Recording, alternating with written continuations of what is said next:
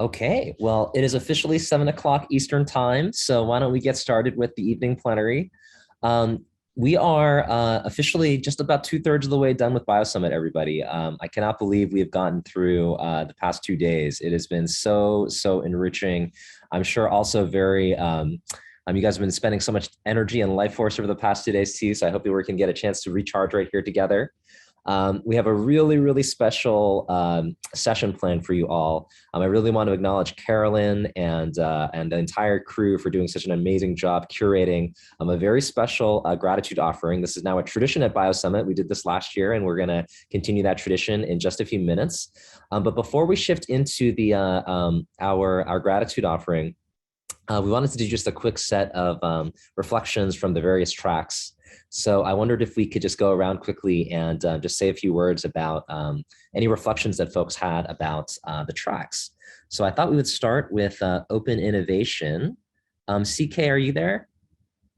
Chenkai? Hey, great. Hey, Yeah, Chenkai. Yeah, do you want to share a few words about the track? sure. So I think firstly, I have to thank Sophia for gathering together such a massive, amazing set of panelists and all around the world as well. We had people speaking from India, from Canada, from the States, of course, from LATAM.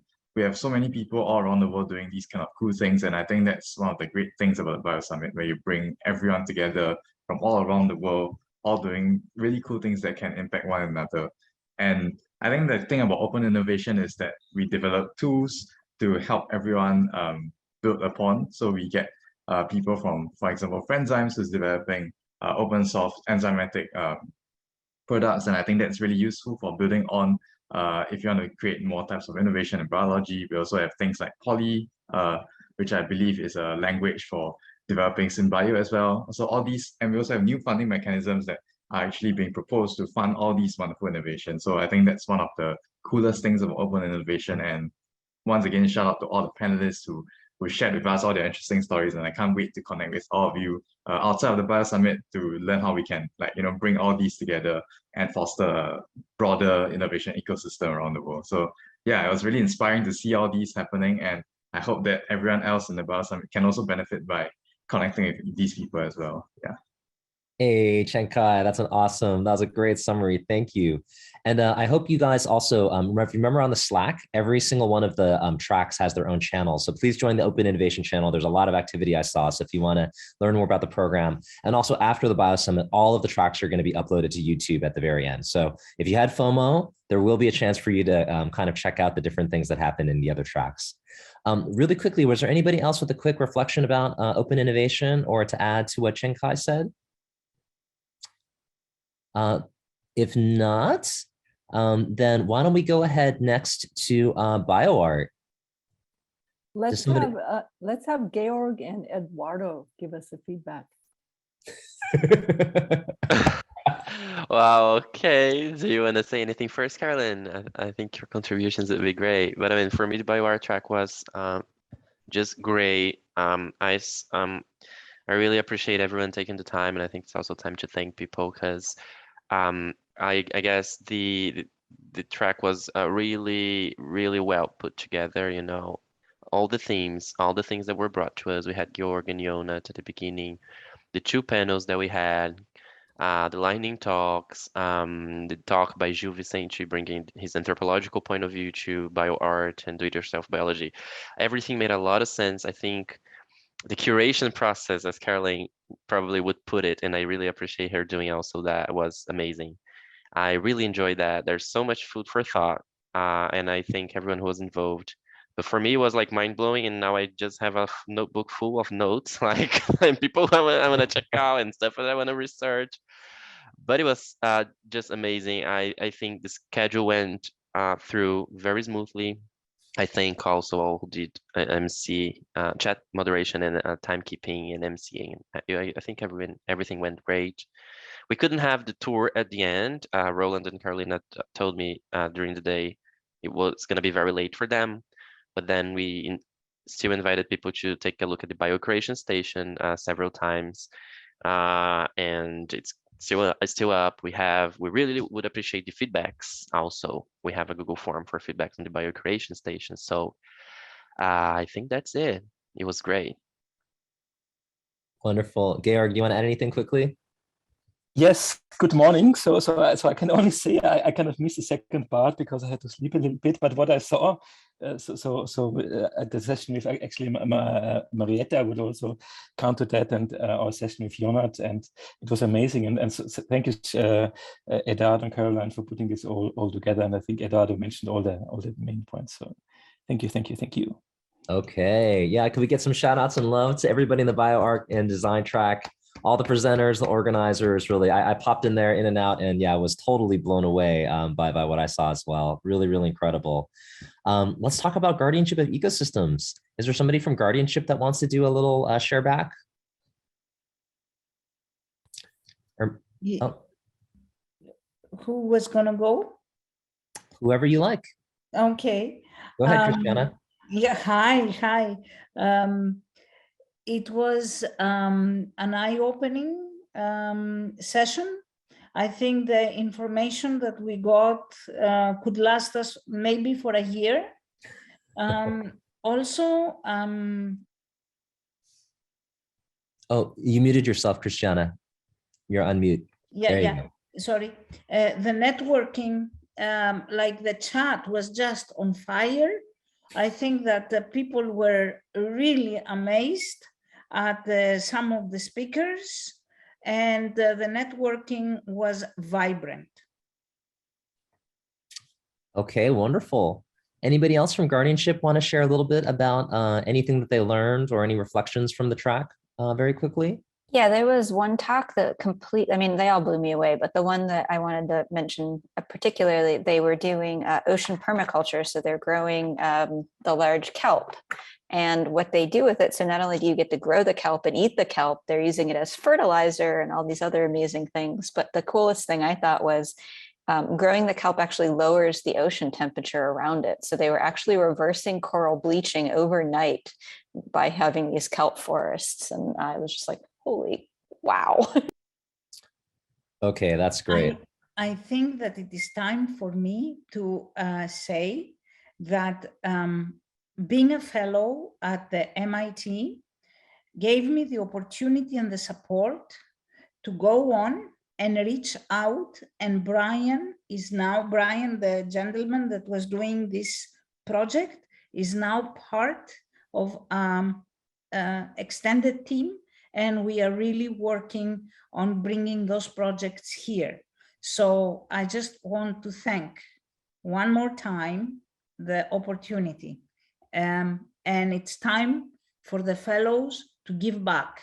So very, very amazing work done.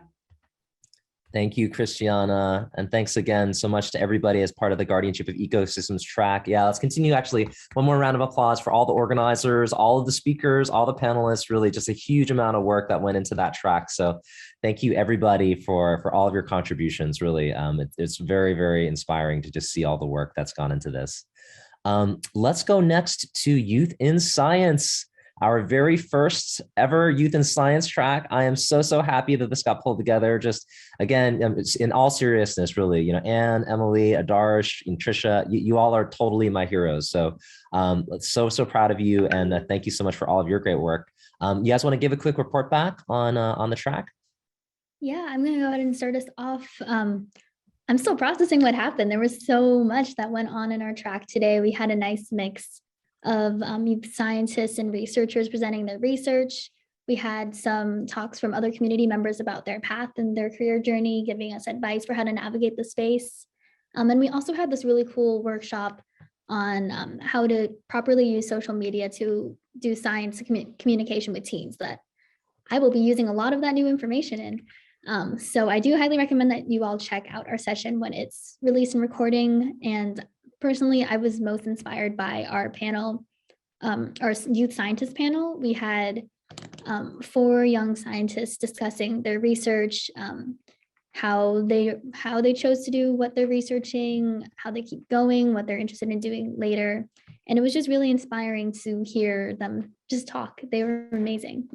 Yeah, if anyone wants to add on. Yay, wonderful. Any other quick thoughts from anybody else, Adarsh or Trish, or anyone else from the track?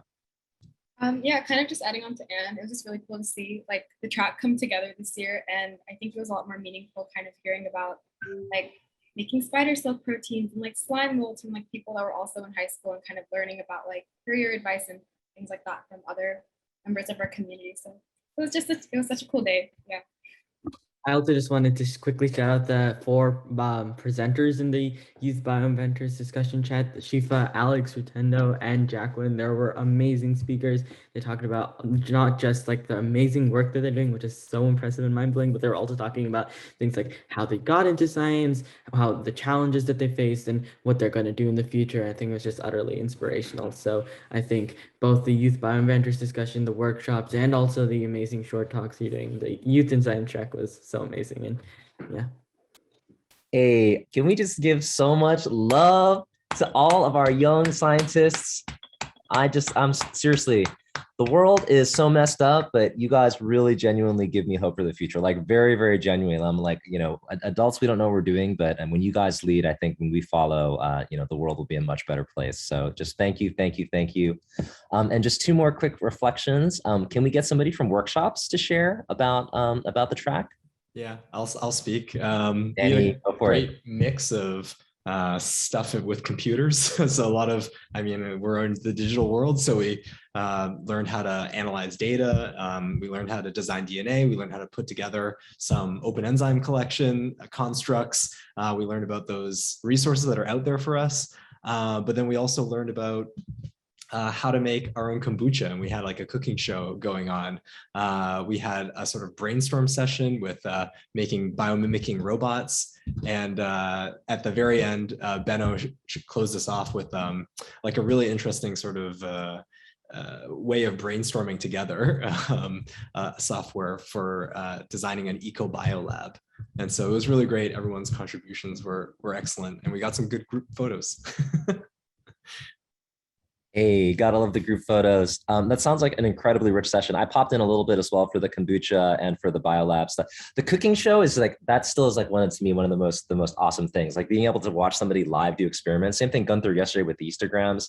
So fun, really, really, educational and enriching to watch that. So everybody, can we give some love to the workshops team, all of the wonderful presenters, the panelists, everybody that's shared, and then of course all of the organizers, Danny, Chirin, and just the entire team, everybody that's been doing such hard work for the workshops crew. So thank you guys so much.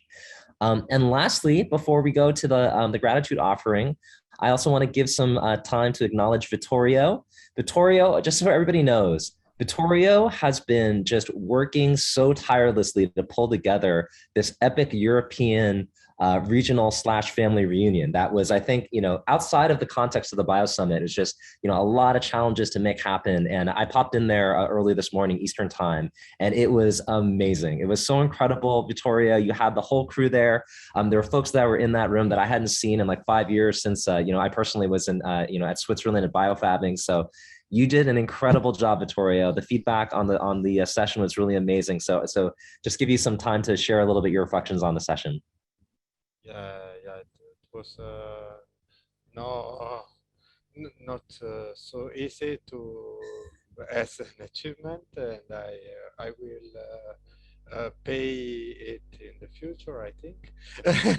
So it's but I'm very satisfied. I really hope we are also starting something for the future. Actually, we had 3 sessions planned.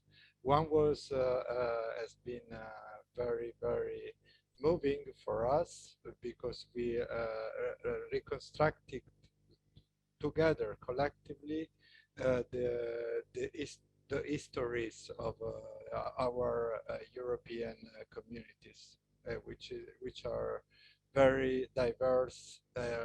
As I already told you, it works a little bit like the political European Union. It's very fragmented, very conflictual. Everyone is proud of themselves and so on. So we are this moment of European Union together, so to speak. So it's then we moved to kind of showcasing of a very interesting projects, as well as of success stories and of failure stories, because I believe that sometimes you learn more as much from mistakes as from best practices. So, and then there was a privilege, because it's as most of you know, I did a PhD on these communities about these communities for years with an action research approach. I privileged the so-called emancipatory project. So the ones who are most interesting for societal, socio-political implication and impact on society. Then we have another regional meeting tomorrow. I think I launched a poll, and I think it will be on tomorrow at 1 p.m. Eastern Time, i.e. 7 p.m. Central European Time. And I think that's all. I thank you and all the BioSummit community for supporting me. So thank you all. Yay. Can we just give really one big, huge round of applause and virtual hugs to Vittorio? Seriously, Vittorio, I'm so proud of you and just so thankful to you for all of your hard work and to really see it pay off. It was really a special session. So thank you. Yeah, thank you. So everybody, just to say before, just to give you a picture of the whole arc of the evening, I'm about to turn over to Carolyn for a very special session on a gratitude offering. After we finish the gratitude offering, we're going to shift into an open mic. Okay, so actually, Maria, if we're able to put the open mic sign up again into the chat, it'll probably be like last night, where for those of you that stuck around for the open mic, we kind of just went into it and people just started sharing stuff. I know I'm expecting in LA that there's going to be at least one freestyle rapper from Los Angeles that's going to join us. So, we'll have some things spontaneously happening. By the end of last night, there were yoga pretzels, fox fingers. There's a bunch of things that happened last night. So I'm sure it'll happen again. And then after that, after the open mic, everybody, we have 3 dynamite DJs lined up for you. We've got DJ Philip Tan in the house. We've got DJ Norosaurus here. There's gonna be really great music for you guys. So please stay up, please party with us and dance with us. And we got a really fun evening planned. Harkening back to Marshall's first talk, remember all of this hard work, all of this thinking and nucleation, all of this, but the major glue of every movement is celebration, right? We have to be able to celebrate. We have to really express a lot of joy and gratitude. And so as we think about that theme of gratitude, I'm so excited to turn it over now to Carolyn to lead us into our gratitude offering. So everybody, can you please join me in giving some love to Carolyn as we do our gratitude offering for now? All right. Well, it's so wonderful to do this for the 2nd year. I think that we're starting a new tradition of a gratitude offering each year at the BioSummit. So what we're going to be doing is a gratitude offering to the non-living, a memorial service to synthetic cells, and a calling out to global species on the edge of extinction. To start with, I want to pull from a few themes of I'm going to call her our philosopher in residence for today, Marietta Ramdaska, and string together a number of her quotes and hope she doesn't mind my artistic licensing in doing so. So in Marietta's writing about queer death study, she states that we are living in ecological and social proximities to extinction, that we need to address the end as an extended temporality that we already inhabit, rather than one we're working on preventing.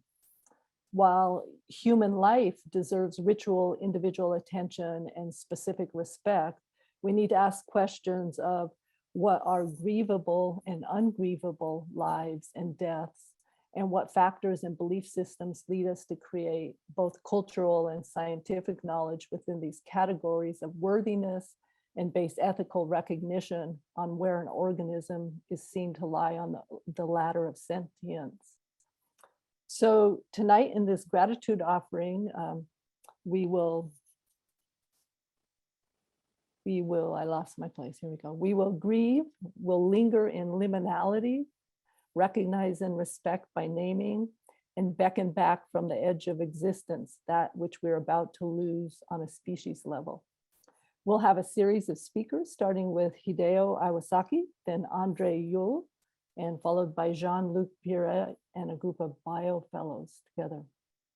So I would like to introduce Hideo Iwasaki to you. He's going to show us a video of a project that he's been working on at his lab in Tokyo. There he goes. Hi, Hideo. How are you doing? Hi, fine. Hideo's simultaneously chairing a session at a conference in Tokyo this morning as well. So we're really glad that he could be with us today. Thank you so much. Thank you. I'm not in Tokyo, but in Okinawa. Okay. But anyway. Okay, good. Thank you, Caroline, and it's just amazing to see such a rich content online conference, and thanks for organizers for everything. And so I'm very honored to join here, and I'm not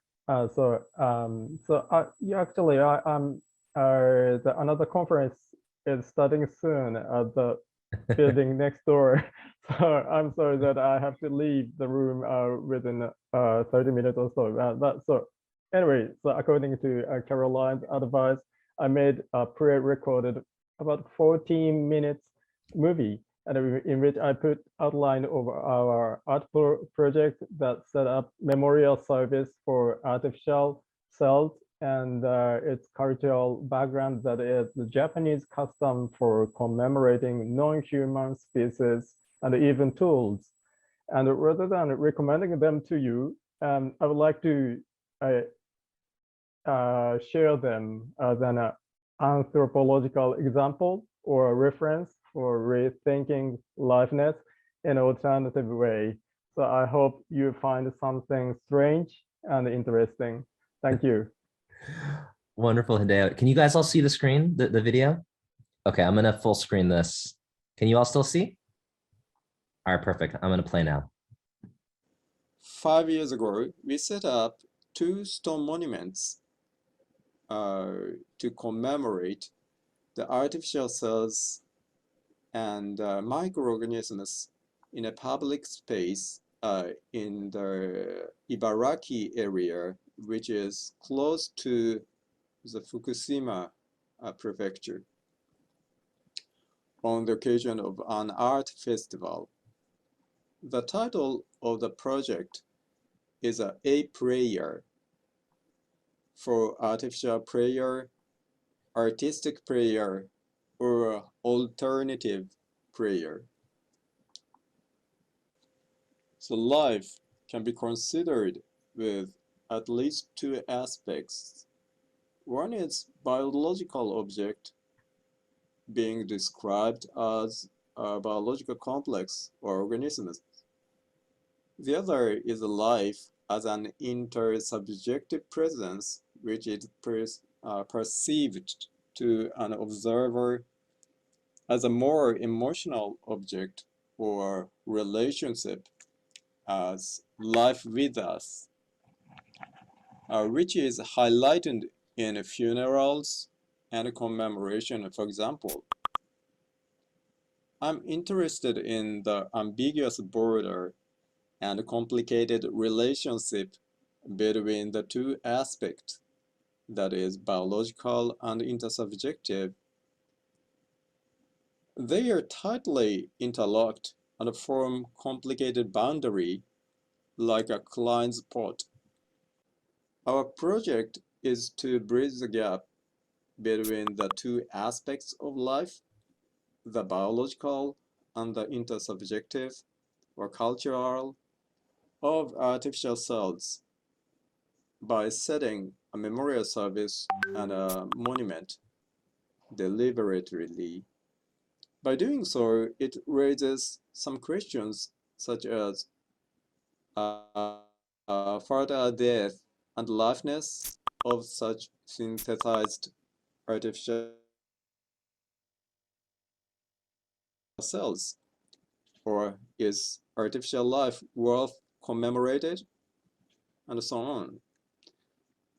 And so before going into the details, let me introduce some background to you.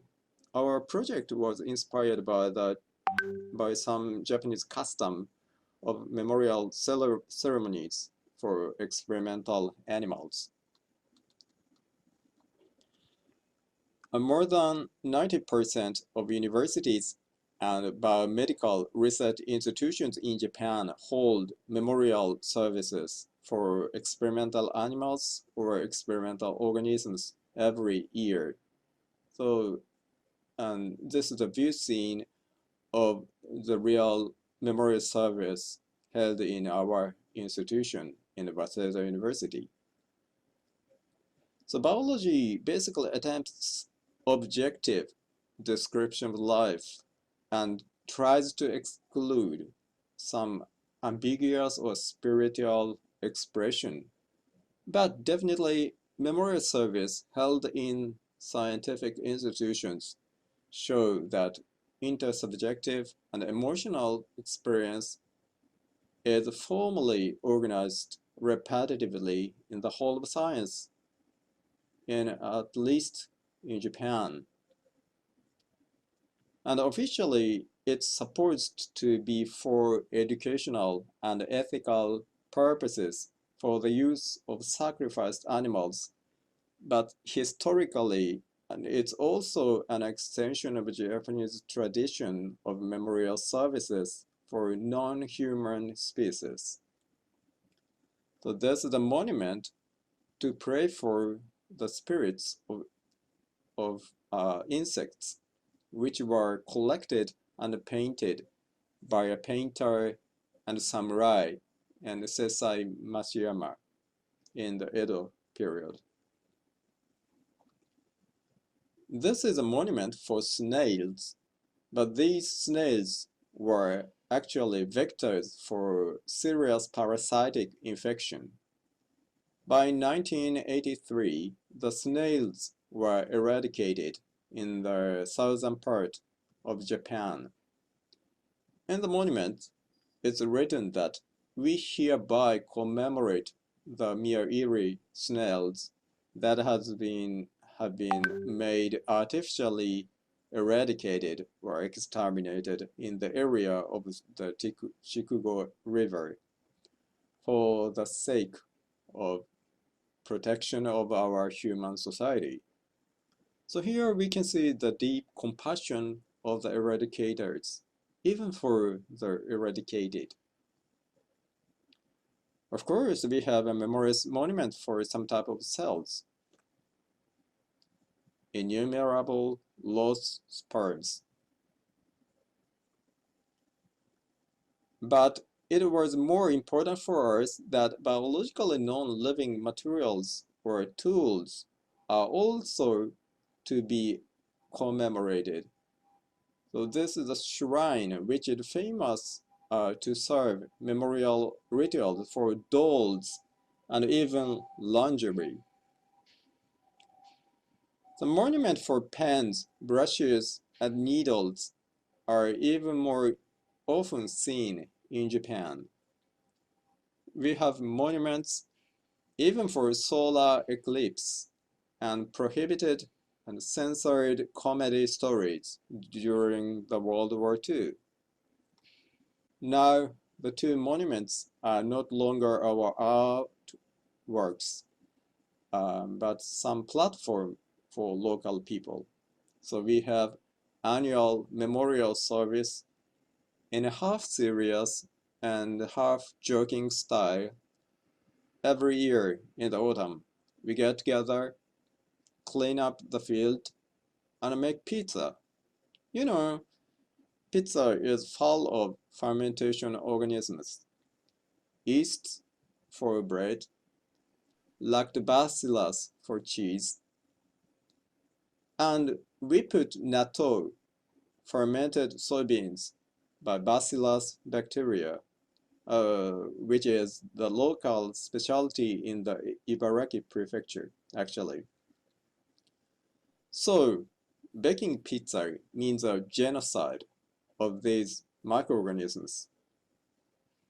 So, while the pizza is cooking, we pray and give thanks to the spirits of the microorganisms with our hands on the stove. And then we have the secret ceremony of eating the delicious natto pizza. And there are several versions of aPrayer.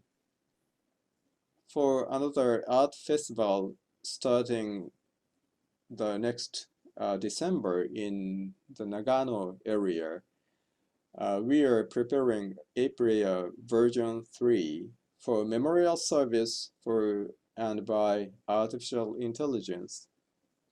Considering death and commemoration of AI, the situation is quite different from that for artificial cells. But this will be another story, and I hope I can report it on another occasion. So now, please please see the 5-minute movie of our aPrayer project.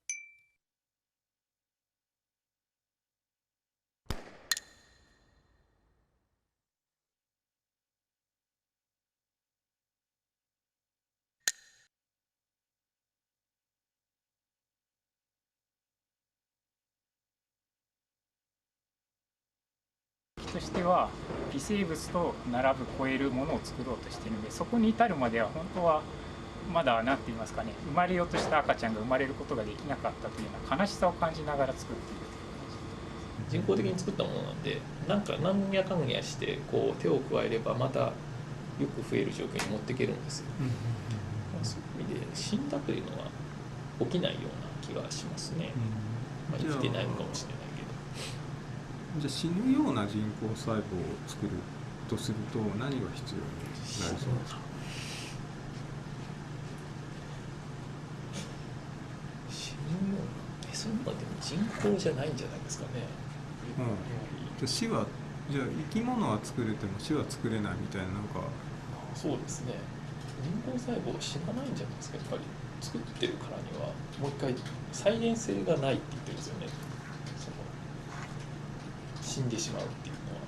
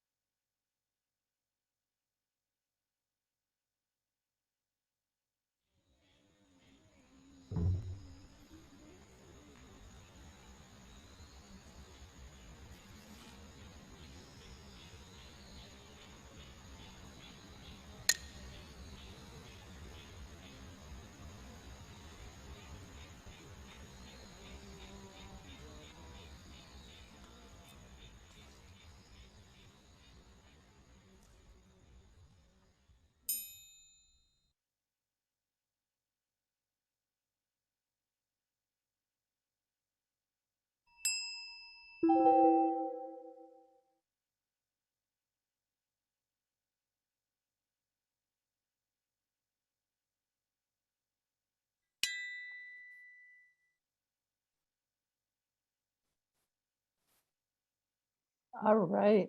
Thank you for that beautiful video, Hideo. That is really lovely. It's I first saw you describe this when I came to Japan, when Georg Tremmel invited Eastern and Western bioartists to come meet at Gardens as Biotechnique. And your whole concept of, you know, can we create a living thing, but not a death? How do we deal with that? How do we create that? Is there anything you'd like to say in closing? No, that's all. Thank you very much. Okay, thank you so much. Thank you so much. All right, so next up we have a speaker that is going to speak on AI as part of the ecosystem, continuing on this theme of a belief in life forces in both the animate and inanimate objects. And let me tell you a little bit about Andre Yule. He is a visiting scholar at the MIT Media Lab and a Technology and Innovation Fellow at Harvard University's Planetary Health Alliance. His multidisciplinary research crosses the environmental humanities, science and technology studies, and critical media practice to explore the ethics and governance of artificial intelligence through the post-human predicament of climate change. Dr. Yule holds a PhD from Harvard University, a MA from Tokyo University of the Arts, and a BA from Free University Berlin. It's so nice to have you here today, Andre. Welcome. Yeah, thank you, Carolyn. Thank you, David, for having me. And also Hideo, thank you for this incredible video. What an inspiration to open this plenary session. I'm here coming from a background in the ethics of AI, and I feel like I can contribute a little bit with an additional perspective to what we just have seen. So shifting our focus from artificial cells and lives to artificial intelligence, basically. And I'm pretty sure all of you have witnessed how AI has become the catchphrase of our time. It's evoking great hopes and fears in anticipation of kind of a new era in human history. But while the industry is really invested in the acceleration of AI research, a growing number of ethicists has recently responded with questions and concerns about especially the role of human agency within these systems. And within that, there are many different narratives that interplay in the making of AI ethics. But basically, some expect that we are going to merge with machines and upgrade ourselves into godlike beings with divine abilities of creation and construction. Or others fear that machines will surpass the human creators and take control of our world. And these are at least the narratives that have circulated a lot in the Western scientific discourse. But when we look into some of the narratives and stories that come, for example, out of Japan, we need to understand also that any kind of separation, innovation is really inseparable from the choices we make to represent the world. So animist cosmologies in particular, such as, for example, the Shinto belief system in Japan, it involves the notion of spirits that are not bound to a material form, but considered to be formless energies that can move freely through the material world and enter, dwell in, and leave different beings, objects, and phenomena. And if we merge this with the question of AI ethics, we can model basically a techno-animist argument that renders the material world itself into a container for energy to manifest, so that boundaries between different agents are fluid. A human, a tree, a rock, and a robot have equal potential for spiritual energy, at least in this particular framework, and ultimately they may interconnect. So here we can model an ethics of kin-making, where a consideration of non-humans allows to re-envision technology as perhaps a member of collective life. But most importantly, practices also like those that Hideo has just shown us, they really beckon to deconstruct notions of a pristine, for example, indigenous past that is untouched by technoscientific alterations. And we want to render instead alternative futures that can rediscover connections between the ancient and the modern, where nature has always already been intertwined with human and technological activities. So contrary to prevailing assumptions of how we should perceive technological innovation, we want to see artificial intelligence or other technologies maybe as powerful symbolic devices that are shaped by the particular cultural identities, norms, and values scientific communities are embedded in. And at a time where the quest for ethical standards has become a shared mandate across science, industry, and policy, it is crucial to challenge all the distinctions between science and culture, because narrative matters. And so what we are doing here today, I think, is also a reminder that we should consider what kind of rituals should interplay, what kind of cultural frameworks and narratives should interplay in our making of the future. And for example, traditional ecological knowledge or ancient wisdom in particular may aid in such reflection as we ask what we as humanity value, what we understand of technology, and also our Earth systems, and what we need in order to survive and thrive as part of our local and global ecologies. So I have a few questions for you just to bring you on this way. But basically, I would like to pose here, if technology can learn to function as and with nature, or does it go against it? Is it disruptive to natural processes or enhancing what exists? And how might culture, ritual, sovereignty, and well-being be reflected, enhanced, or undermined through our research practices? And the relevance of exploring these questions is, to me, unquestionable, because although it is generally possible for multiple imaginations and visions to coexist within a society, it is often institutions of power that elevate one imagined future over others. So I believe that this community has the power and potential to introduce a new dimension of epistemic justice to our discourse and enable a much needed inquiry into whether and how we should look for a spirit in the machine. And with that, I give back to you, Carolyn. That is wonderful. Thank you so much. Leaving us with the question, should we look for the spirit in the machine? That is food for thought. Certainly we should, yes. We have another speaker to follow Andre. Jean-Luc will now talk to us on the subject of embedded systems of knowledge. And if you remember, Jean-Luc spoke earlier yesterday and did an elegant sharing of his life story and background with us, and we're so happy to have you here today. Thank you, and we're going to go into the exercise that we have. We have 5 representatives from different countries that are going to speak about the different species that are sacred to them. I'm going to go ahead and model. So what we're going to do is we're going to give the common name. So for myself, it'll be the loggerhead sea turtle. The Latin name, Carreta carreta. The name in my language, which is Wakate. And then two sentences about why they're sacred, maybe why, what the young are called, and what might be something that is that's forcing the extinction of these species. But for myself specifically, the loggerhead sea turtle is one of 3 animals that responded to our, in our sacred story of thunder, responded to him when he was sang to the waters and helped him return home. And then following each speaker, we'll have a tone by Emily Takara. So Emily, if you would.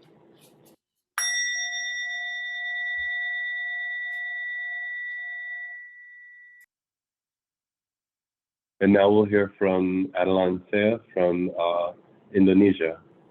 Hi, I was going to broadly be Southeast Asia. The species is the Asian forest tortoise. Its Latin name, Manuria emys, kura kura. babies are hatchlings. They're found in Indonesia, Myanmar, Malaysia, India, Thailand, and Vietnam. And they're the largest tortoise in Asia and one of the most primitive turtles. They're the only tortoise which lays its eggs above ground in a nest. And they range from a beautiful dark brown with a black shell to a light brown shell, and they're very sociable. They're being overharvested for meat and for the pet trade and threatened by the loss of habitat from human development.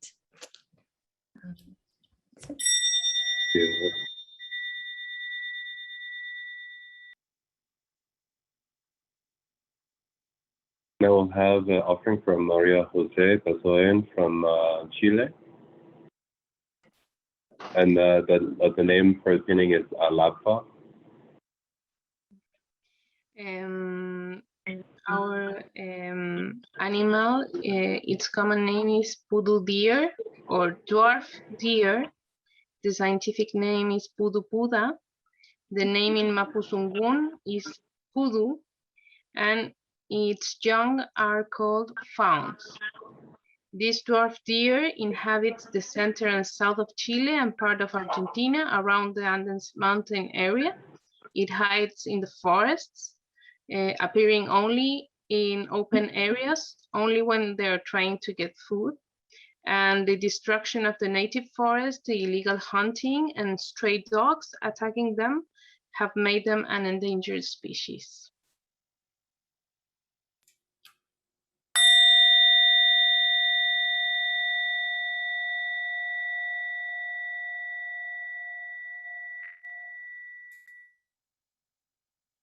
Thank you. And now we'll have John Allen from the UK.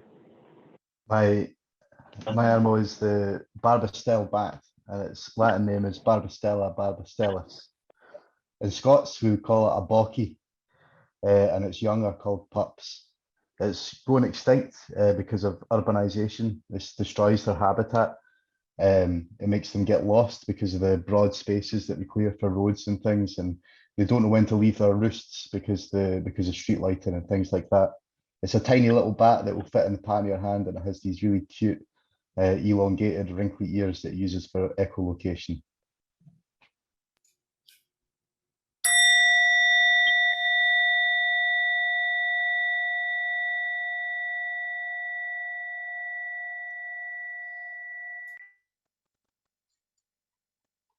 And now from the United States, Corrine Takara and Emily Takara.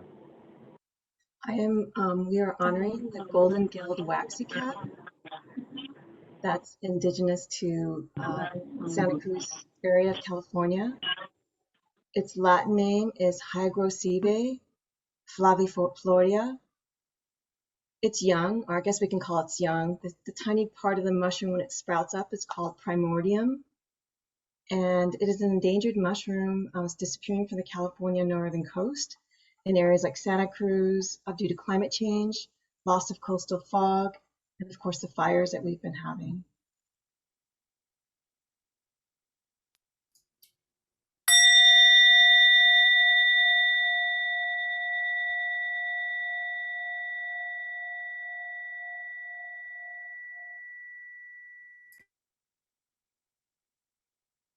And now we'll hear from Amanda Obidike from Africa.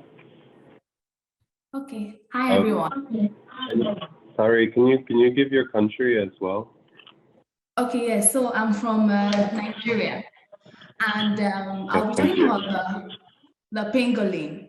So the scientific name for the pangolin is the Phantagenus tricuspis. That's for the white-bellied pangolin. Then for the black-bellied pangolin, we call it Phantagenus tetradactyla. Then for the giant brown pangolin, we call it Smotia gigantea.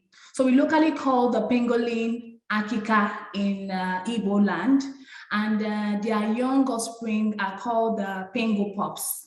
So about the pangolin, is the most trafficked animal in the world and is critically endangered because they usually hunt it because of the large protective keratin scales that they have on their skin. The scales are used for healing and traditional purposes, because it cures ailments like arthritis and lactational difficulties. In some parts of Nigeria, they use it for spiritual protection and financial rituals. So pangolins are mammals. They live in hollow trees and the diets consist of ants and termites using their sense of smell. So why are they going into extinction? It's due to the illegal poaching and trafficking because of the medicinal value. And the meat alone is luxury food in countries like Vietnam and China. Thank you.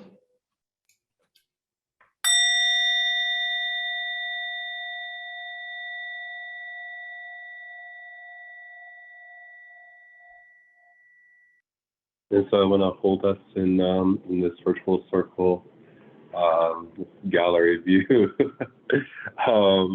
and just think about all the time that we spent with each other this evening, not just in this circle, but with Hideo's presentation, with Andre's presentation, thinking about the animals, thinking about the organic, thinking about the inorganic, and thinking about everything that comes from us, from our local environments, from our ecosystems, and how it is all part of one design.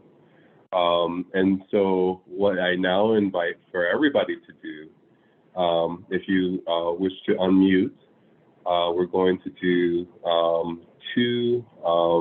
let's go for 3. We're gonna do 3 times. We're going to breathe in and then very audibly breathe out, just kind of like really, like this. Okay, so we're going to do once in and out.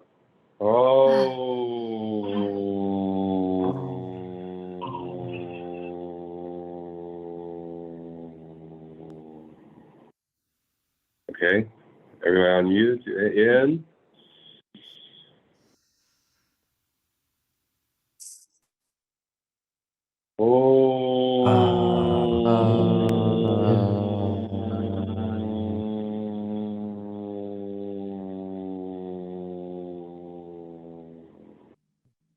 Let's do all together in a big sound, and let's all do this collectively to release all of our gratitude. And thanks for everybody for being here. And now.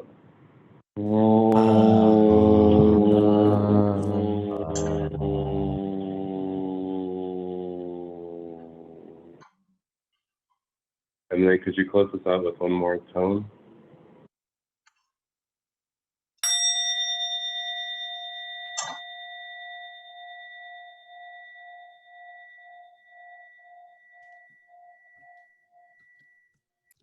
Thank you everybody. Carolyn can wrap us up, thank you. I'm speechless. I don't think anything else needs to be said. That's beautiful. Thank you all. Thank you to BioSummit for all of us being together.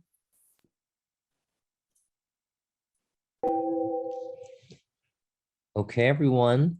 Well, I think, I don't know. So you just need to sit with that for a second. That was so beautiful.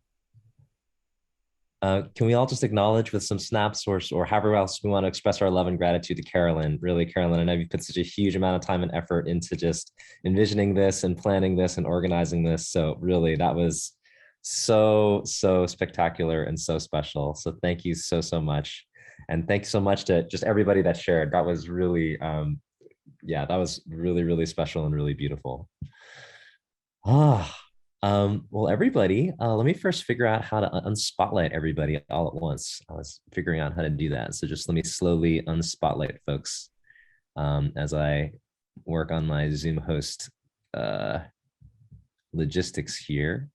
Oh, somebody did that. Okay, great. I'm going to stop. I just spotlighted you instead. Is that what solved it? Okay, I'm going to remove the spotlight on myself too, so we can all see each other if that works. Is anybody spotlighted right now? Or are we all seeing each other now if we go to gallery? We can see everybody? Okay. Well, everybody, that was our gratitude offering. What we're going to do now, we're going to start to shift into the open mic. Now, is Maria there? So Maria's here.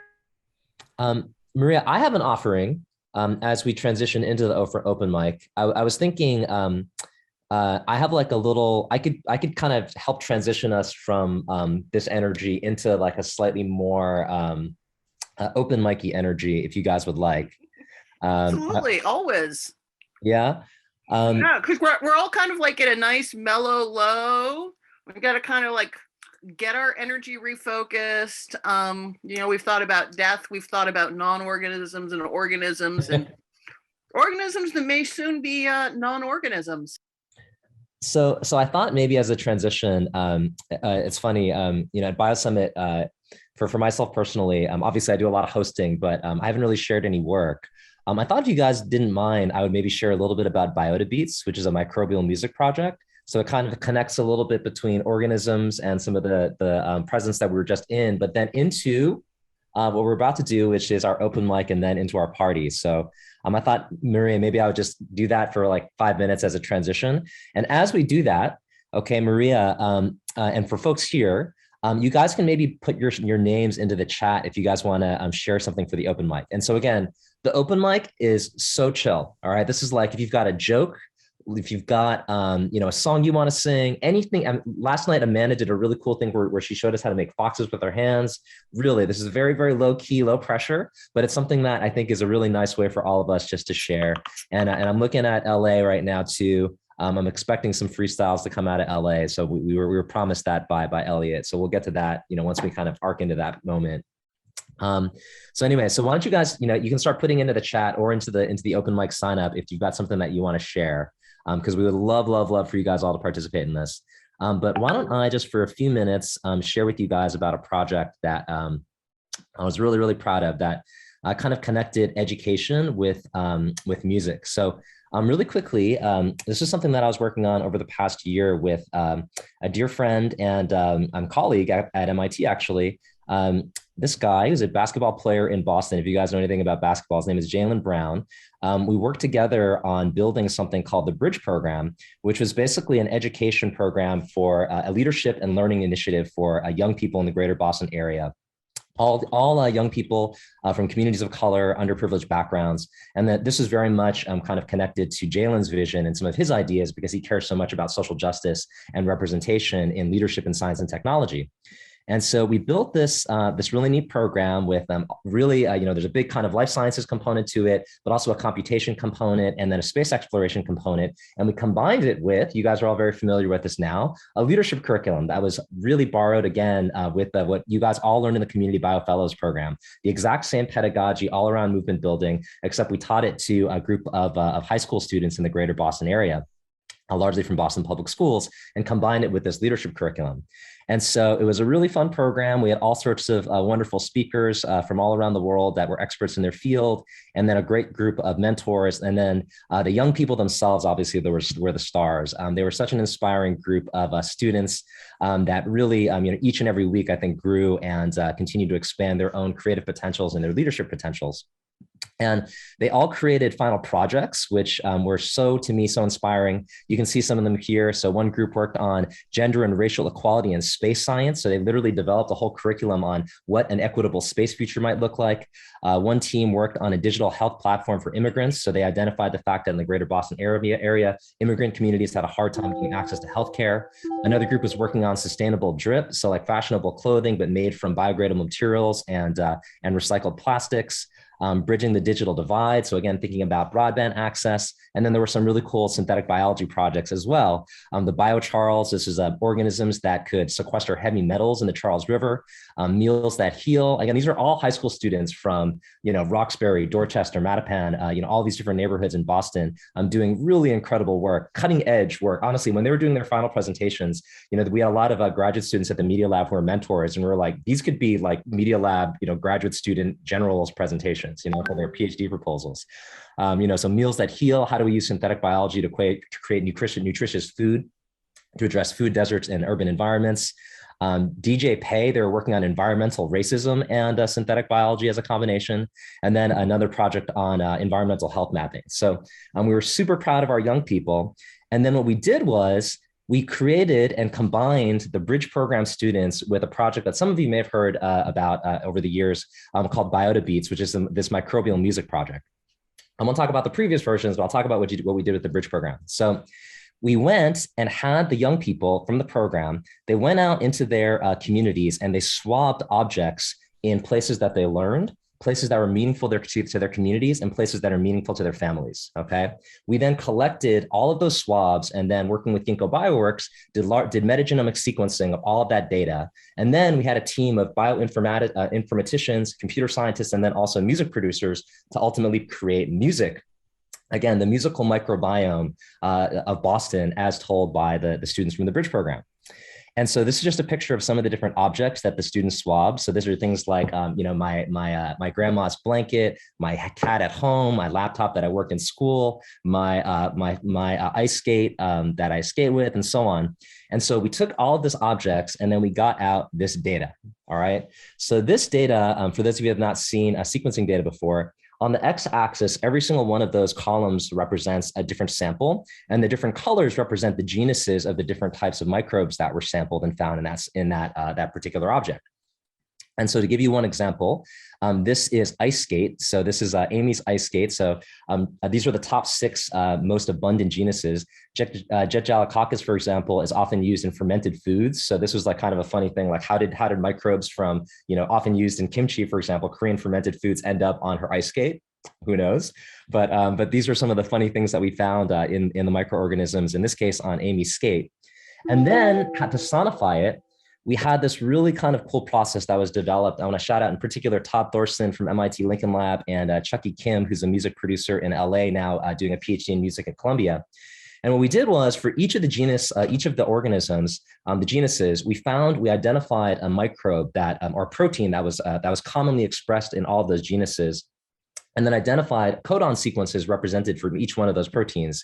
And then Chucky, as a musician, went and took this codon table and mapped it to musical chords that we find in dominant and that are abundant in popular music. And then, so we basically had this like codons to chords translation system. And so we did this by hand. We're working on automating this now. We were basically able to take that metagenomic data and translate it into musical motifs. And so to give you an example of what ice skate, and then we took each of the top 6 genuses and mapped it to an instrument. So to give you an example of what Amy's ice skate sounds like, this is Jejalacoccus.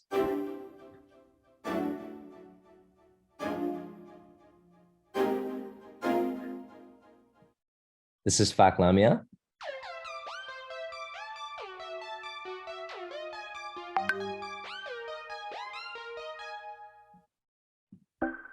This is Staphylococcus.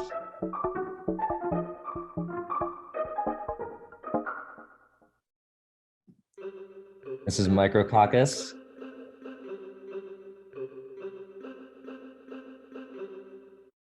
This is Ralstonia.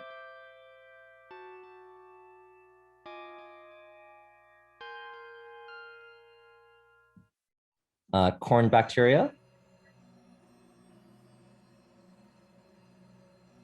And then this is what the full composition for ice skate sounds like.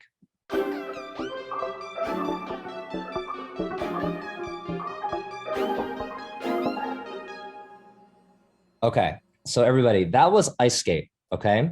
So now I'm gonna play you the full Boston biota beat, all right? So what we had was, again, we collected all these objects. We had the students actually go and geotag the objects so we knew where they collected from.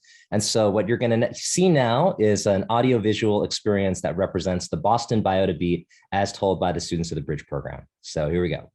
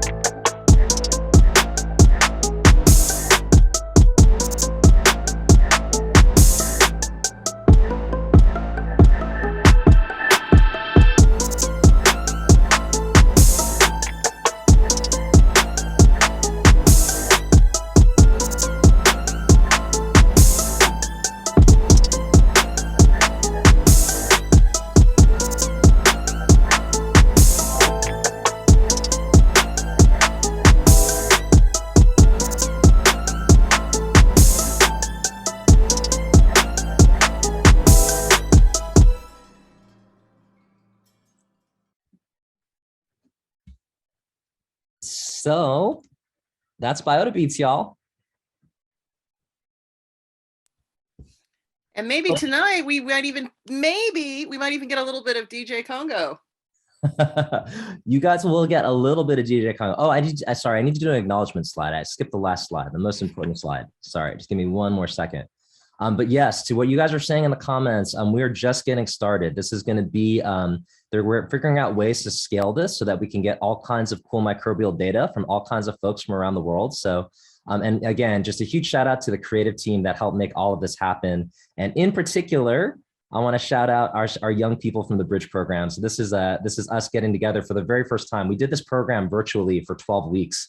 We did not meet in person until just a couple of weeks ago. So not all the students could join us in this one photograph here, but this is the vast majority of the students and some of the mentors. So this was our prototype year, but again, we're working with the Museum of Science in Boston and the Museum of Fine Arts, and we're going to figure out how to scale this project. So we would love to collaborate with all of you around the world and make some musical microbiome jams for planet Earth. So that's what I got. Maybe Maria, that was my open mic presentation. So. Now everybody wants to go next, right? I think it was better when Ahmed and I freestyled. That was like much more embarrassing. So. No, I think it's awesome. You know, it's not the work of a single day. It's not the work of a single summer. This, how long have you been working on BioDebeats, David? Oh, that's a great point. BioDebeats is a project we've been working on since like 2016, maybe. It actually started out as an iGEM project, and then it turned into like a full research project in my research group. And then this version was like super intense work for like 3 months to get all of the data, to actually organize the whole thing, figuring out how to actually go from metagenomic data into music was its own like giant adventure. And we're still figuring that part out. Because like everything that I showed you, that was hand done, like the codon to chords process, all of that was done by hand. And so now we're using some algorithms to automate that whole process for the next versions and trying to get much more data. So so we're just getting started. But I think one of the big lessons for everybody that's, working on different projects, I mean, you keep iterating, I think that's sort of the hacker mentality. It's like you prototype, you get better at it. And then there's going to be things that suck, that totally don't work. And you're like, man, this is crap. Going back to, day one and Paulo's comment about, sometimes your ideas suck. It's not the world. And so sometimes the things you do suck, but that's fine. They suck and you figure out the things that you like and then you keep at it. So, BioDebeats, we realized kind of early on that it's not just a music project. It's actually a video music project. In order for the thing to work, you actually have to have a visual association to the music that you're listening to so that you can know that, oh, I'm actually listening to microbes that came from this specific location or came from this specific object. And so tying that all together, cognitively is really important for a project like that to work. So, yeah. And I think, the other side of that is the leadership skills, which we've been, I won't say testing them out, but we've been refining how Abel teaches leadership skills. Abel was your instructor for Bridge, wasn't he? Yes. Abel was, again, much like for this program. Abel worked with the high school students, and it was a huge part of the training. So like the projects that they did when they went onto their community, it wasn't like, oh, they just did some projects. Like they were like, oh, like what specific members of my community do I want to organize and work with, right? So like the immigrant health centers idea. That was because they went out in their community and they were like, hey, there's a very specific problem that we want to help to address. So, again, this is all, hardcore, organizing practice that goes back decades. Like literally it's, how the Montgomery, bus boycotts happened. Like those were the same skills that the young people applied to these projects that, again, for those of you that are in the fellows program, what you guys are learning as well as a part of that. So. It all is very circular. It's almost like circular economy. We just keep going round and around and around, iterating. It is. Speaking of iterating, last night was attempt number 1, semi-successful at an open mic. So now we're going to give you guys a second chance. Woo! Let's go. And we have more signups tonight. Last night we had 1 sign up who did not show up. So tonight we've got 5 of you. So we're going to kick things off. And super excited. The first person who put their name in was Tessa. So Tessa, you are up first. So we're going to give you some time. Let me just get a timer going. And if you want to introduce yourself and tell us what you want to do, let me get you spotlighted as well. Let me find you. So hi everyone, I'm Tessa. My favorite open mic type activity is actually to draw live portraits of people. So that's what I'm going to be trying to do. So I have tried to share my GIMP screen here. And then what I'm hoping is that someone from the audience will volunteer and I will draw you from your truly miniature on my screen Zoom face. So if anyone feels like having their face drawn, I'll set a 1 minute timer. I'll do my best. So looking for volunteers, and maybe Maria, you can sort of adjudicate who signed up. Let's see. We got Cristobal. Cristobal is volunteering, so let me get him. All right. Let's see if I can find him in here and pin him so you'll be able to see him at the same time. Cristobal, I think I found you. If it's possible to get slightly more light on your face, that would help me. David, you know how to pin more than one person at a time? Yep.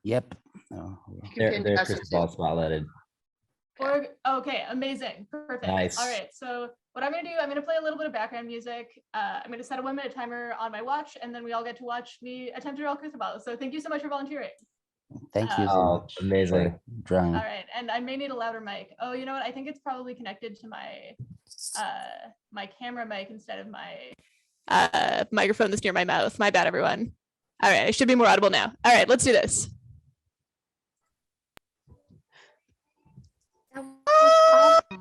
Whoa. Woo. Wow. Thanks so much. Wow. Real-time art. I love it. Love it, love it, love it, love it. Can I have a copy of that? Yeah, happy to send it to you. I can send it to you in the Slack.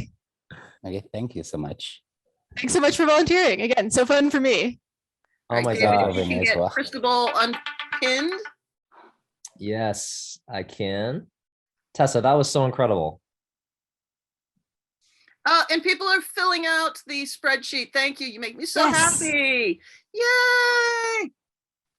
To encourage you guys to do this, we're going to play speed rounds of do you know these female scientists in between. We did this last night. We did a whole bunch of them. Tonight, we're going to just do 3 at a time and see which of these 3 female scientists do you know as we queue people up. So tonight, first round, do you know Sophie Germain? Although she never received formal training, mathematician Sophie Germain made significant contributions to number theory and elasticity. Do you know Cecilia Payne? Cecilia Payne was an astronomer and astrophysicist and analyzed the spectra of stars and novae and discovered that stars are composed of 99% hydrogen and helium. And last on our first round of Do You Know, Ellen Swallow Richards. She was an industrial chemist and pioneer in sanitary engineering and domestic science, and she was one of the first people to apply chemistry to the study of nutrition. So, Steve, do you know Cecilia Payne, Sophia Germain, or Ellen Richards? Give yourself points. We'll see how you guys do at the end. But next up, we have Jana. Jana, do you want to come up on stage? We have a song coming up, a Javanese song. So, Jana, let's see. You can say something if you are here. Hi. Oh, I see you. I've just woke up. Do you want to go? How about we can put you off just a little bit and we'll put you towards the end. How about that? Yeah. That's okay. A good idea. Thank you. No problem. I'm fine to move things around. Let's go to Akboda Mazhit. Yeah. Hi everyone. My name is Akboda, and I'm from Kazakhstan. And a little bit of intro. I'd like to play our traditional instrument called dombra. It has 2 strings and a long neck. It also has an ornament depicted on it. It's our national ornament. Just a fun fact, the strings used to be made from goat intestines like centuries and centuries ago. Now it's more animal friendly and it's just regular strings made of plastic. So any traditional instrumental music that we play is called kü, and the kü I'm gonna play is called Koroglu. It's about Turkic hero, and the kü is supposed to reflect Turkic identity and courage and spirit. I'd like to warn you that I'm not a professional. I'm an amateur, so I'll try my best. It's a pretty fast music. So let's start.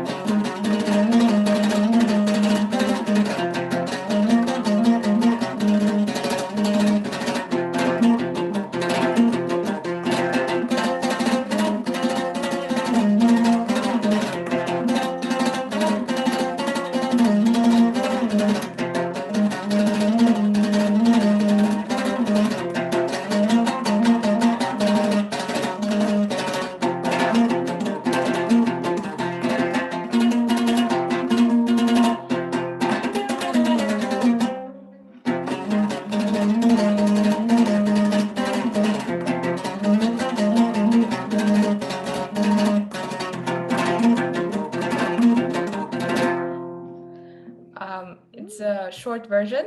Actually, the full version is available on YouTube. I'm gonna put the link maybe on the sheets, on the Google Sheets, if you're interested. So, okay. Give a nice round of applause for that one. Whoa! So good. Wow. Awesome. Thank you very much. This is why we love the open mic. That you and Tessa really kicked us off with some creativity. Wow. Absolutely love that. It's always when people are like, I'm not very good at this. They're like, oh, I'm not very good at this. And I'm like, thank you very much. I love that. So let's see. Next up on deck, we're gonna do Tim Dobbs. Tim Dobbs, are you ready to go? Yeah, all set. Okay, let's see. Will I be able to share my screen? Yeah, probably. Let me find you. Give me a second. Yes, you can share screen. Cool. Let's share this screen. So that is a really hard act to follow. We've had two really cool things so far, and I just want to show you guys a cool picture that me and some friends helped make. Can you guys see this? Yep. Cool. So we've been doing this bioartbot.org project for a couple of years now. This was a cool thing I just wanted to show off that we did last fall. That was a collaboration with the Monarch Butterfly Friends Butterfly Club in Hawaii, where Judy Nguyen, maybe some of you know her, she's kind of in our community a little bit, helped us organize people from this butterfly club to make drawings on the website bioartbot.org. And then we printed them all in Oakland, and we managed the whole thing here in France. And it was very cool to do this sort of global collaboration and make this sort of mosaic of butterfly drawings to celebrate two kinds of biology, butterflies and E. coli. So that was really cool. And I want to shout out Sahib, who's here at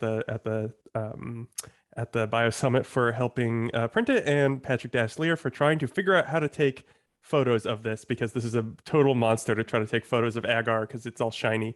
So I just want to share with you guys because I think it's really cool. Why don't you tell us a little bit about BioArtBot for like 30 seconds? Sure. Yeah. So BioArtBot is a website that we've been running for, like I said, a couple of years. Kind of had its first blooming actually at BioSummit 2019. And it's a website you can go to right now at bioartbot.org, and you can make pixel drawings, and then your drawings are translated through the magic of robots and automation into actual art, or agar art like this, using genetically engineered E. coli. Sometimes, if I have all the cameras set up right, you actually get a cool like time lapse of your art growing, which is really, really neat.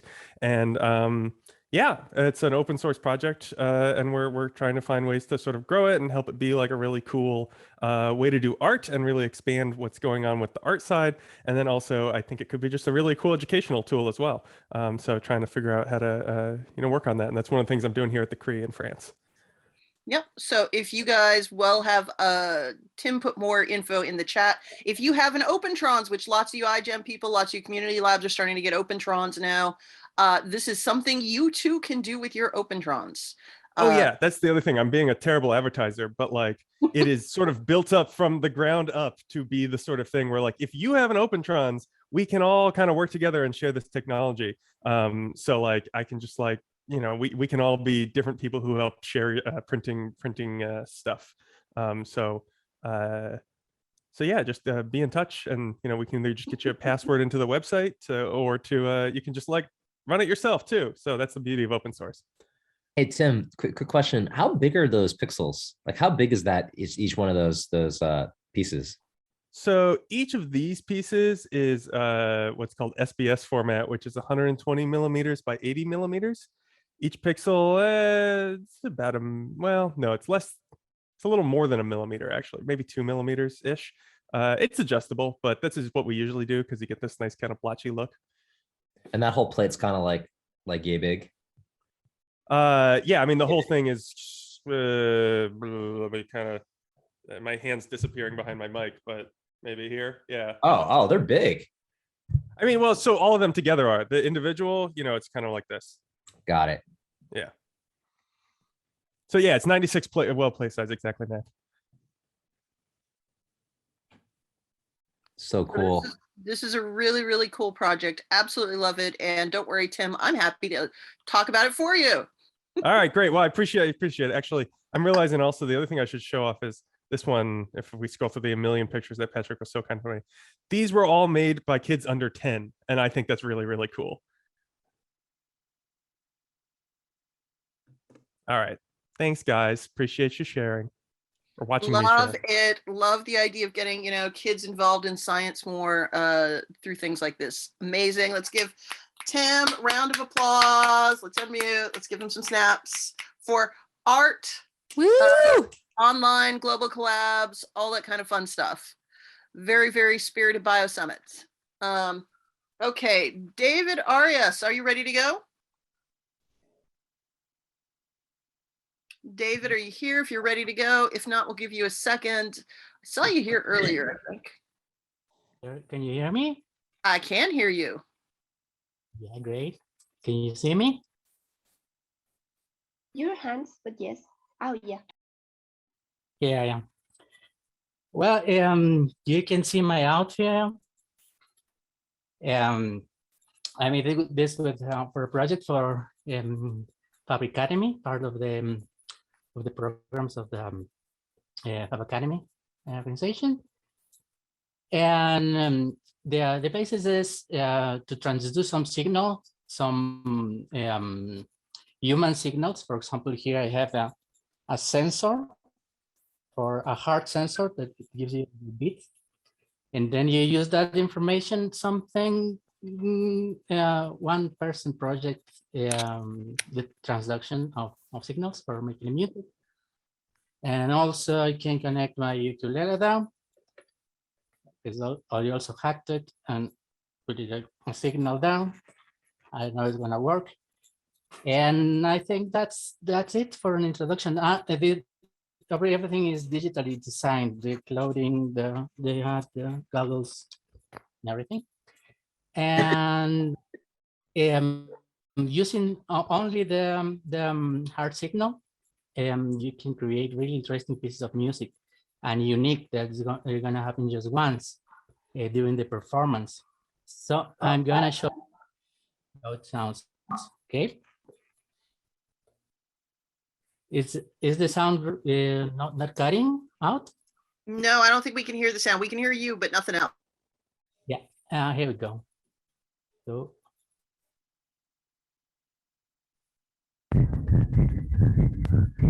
that's the heart.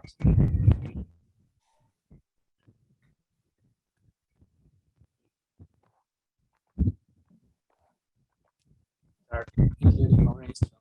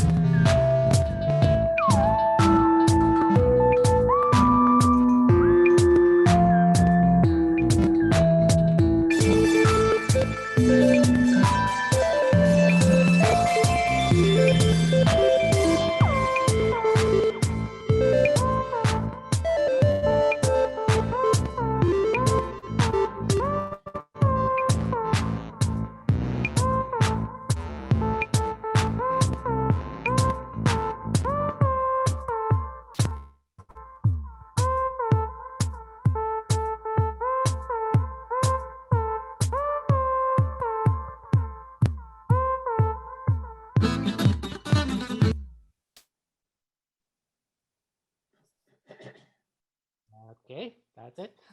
All right, let's give a round of applause to David. Woo! We need more. Who is getting like Maker Faire, Burning Man, Steampunk, going to con flashbacks? Just me?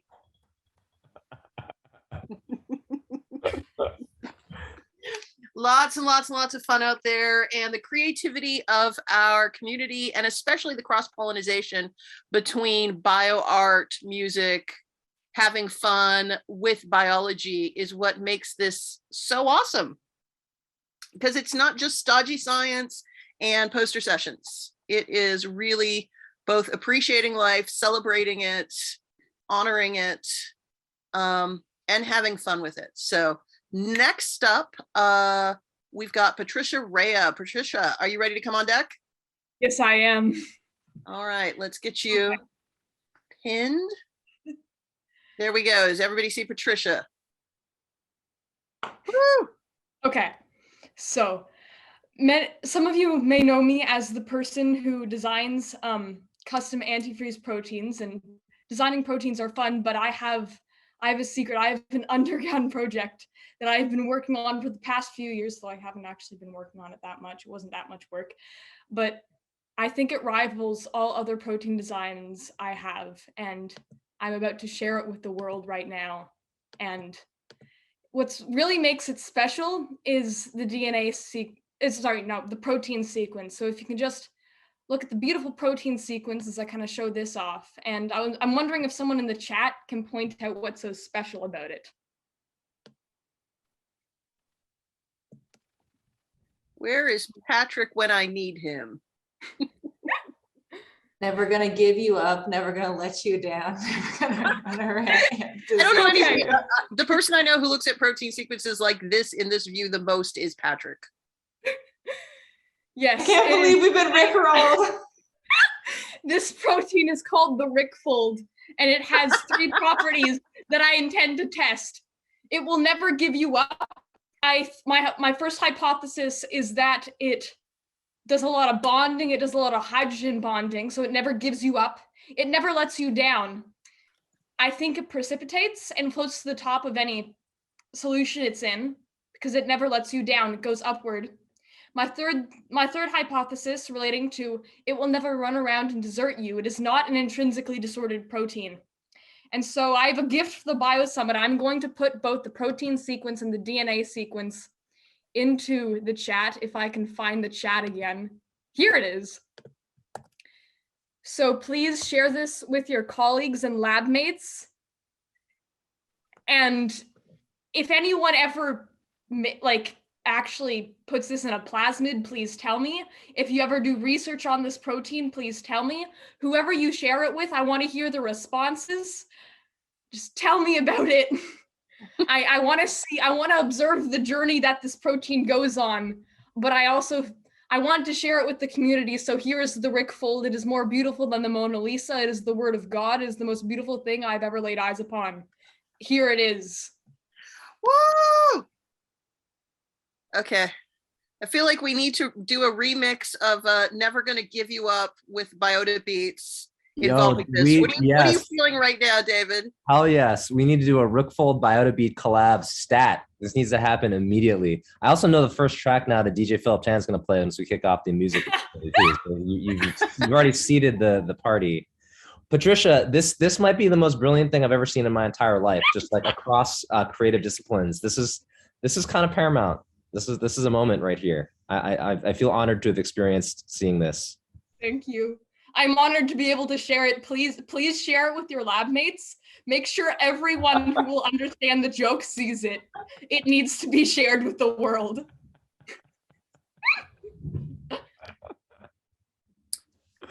It has been released, like the Kraken. Pandora's box has been opened.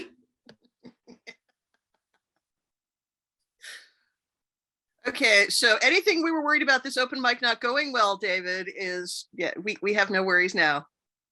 I had zero worries. We've got at least 3 animal onesies now too, so this is all we're at appropriate. Maria, I feel like someone needs to lead, David and you need to lead us all on a big Never Gonna Give You Up karaoke sing along right now, but we can do that. I'm not drunk enough for that yet, but let's see how the rest of things go. I was gonna check in real quick and see Jonna, how you doing? Have we woken you up with our weirdness?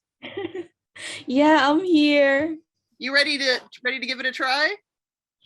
Maybe. Yeah. Let me start my video. All right. You were going to do an Indonesian Javanese song, I believe. Yeah. So before that, I want to show you. This is the group that I was in the what is it? So I'm one of the singers, and these are the groups, and they're really nice. So it's in we were doing it in Stockholm, so we have this kind of exhibition about Indonesia, and we introduce our food and our arts, of course. So this is called gong. I don't remember what is it called, but this makes beautiful sounds, but unfortunately I cannot have any instrument for today. And also usually I will wear this kind of outfit, so you can see in my here. So I'm usually wearing this, but I don't really have it today because I don't know, my shirt it's not fit anymore, sadly. So yeah, just wearing this the same scarf. But yeah, just imagine you I'm wearing this. We certainly will. We're imaginative people. Beautiful outfit. Thank you. It's a Japanese. So we have so many what is it, ethnics, and it's from Java, the most populated island in Indonesia, and I'm also a Japanese. So yeah, do you hear a background noise here?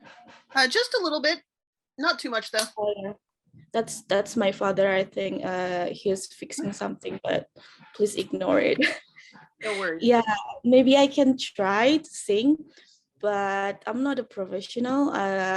This was my very first what is it, show, or I'm performing because of this, and I tried to sing. Oh, I learned to sing when I joined this group.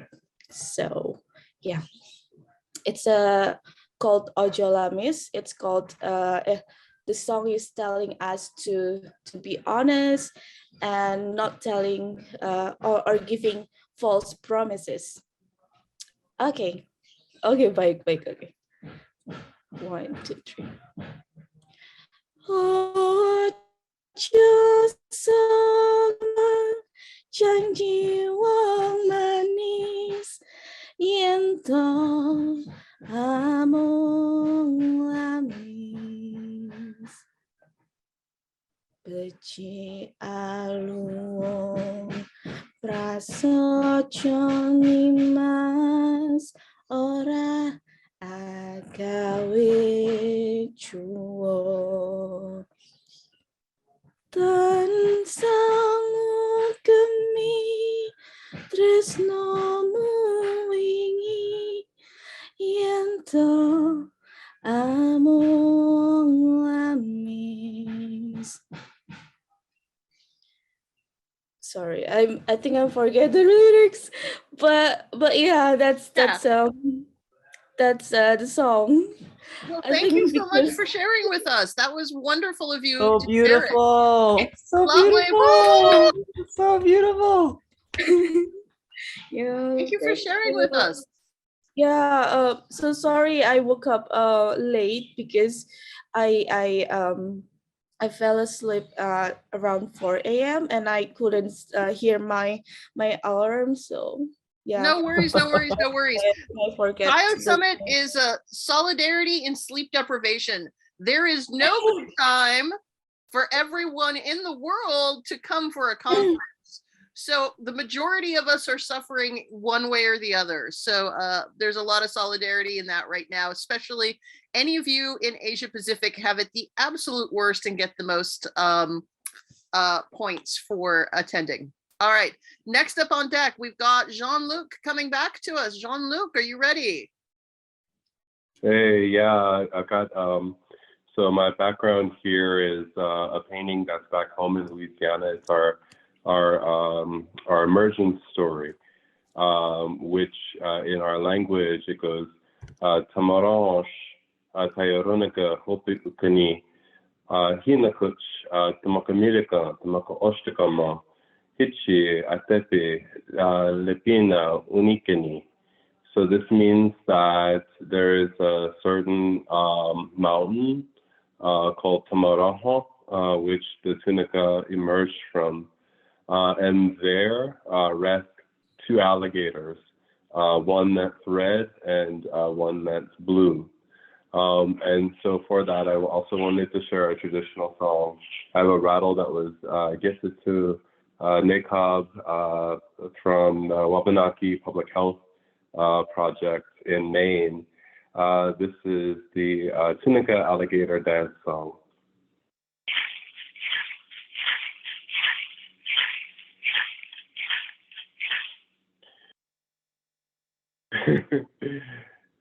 Wait.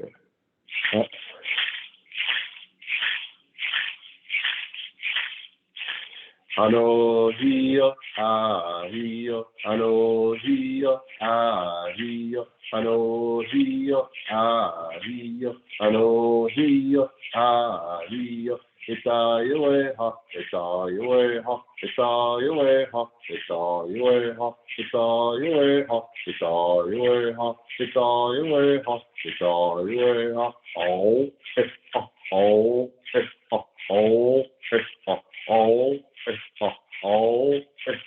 oh, oh, Joy, hill, joy, hill. Hey ya, hey ya, hey ya, hey ya. Ho way, ho way, ho way, ho way. Hey, hey, hey, hey, hey ya, hey ya, hey ya, hey ya. Ho way, ho way, ho way, ho way.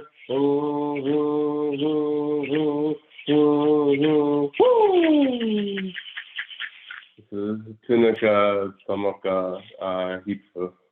Thank you. Thank you so much for sharing that with us. Woo! Wait, Alex was saying that they do this in Uganda too? Alex, is that right?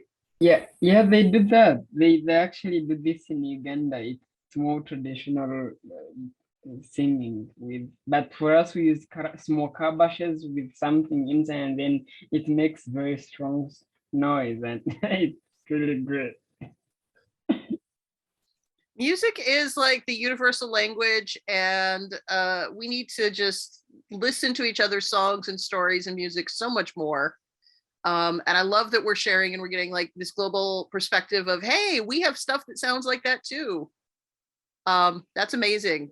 Thank you so much for sharing that, Jean-Luc. That was great. So let's give Jean-Luc another round of applause. Whoop, whoop. Woo! All right, what have we got up next? Next up, potentially, it looks like we have Jesse Fort via Alex Perlman. Is that going to happen, Alex? We're here, we're ready. Oh yeah, that's a positive. Woo! So tell me, what have we got going on? I think we need to share screen, so hang And on. so, long story short, this is Jay Forte, the Prince of Hip Hop. You guys are in for something special. Let's go. We're at the Bio Summit for all to see, and we got a little performance for you guys. Y'all go ahead and follow me on TikTok. Okay, hold just on Jay Leno's show, just on Baker's Dozen. Went from 0 to 30 million streams in 18 months. You know what it is. Okay, hold on, it's not playing now. Can you guys hear it? No. No. The 0 to 30 million streams, everybody. Yeah, that's what I'm talking about. Let's go. Let's go. Oh no, it's not playing now. We're having technical difficulties. I'm gonna Maybe need because of everybody this. to Hold mute on. You know what?